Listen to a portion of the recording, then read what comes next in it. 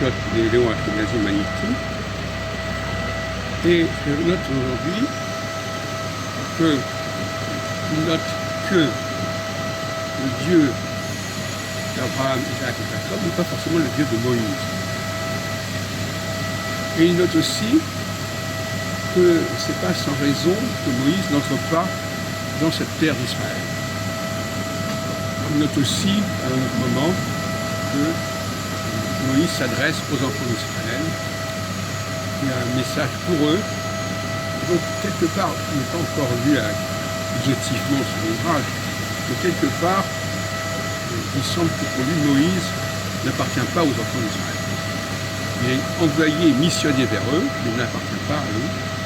Et on le voit dans le livre de l'Exode, au premier chapitre, Moïse fait partie du monde hébreu, et c'est à ce titre-là que le Pharaon persécute. Dans un deuxième temps, il y a une sorte de glissement.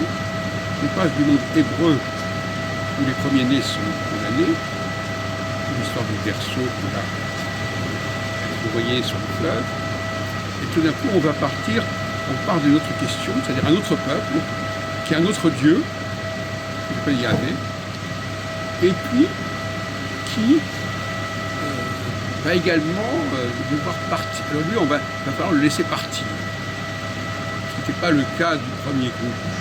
Donc on a vraiment deux populations, et Moïse est l'interface entre ces deux populations.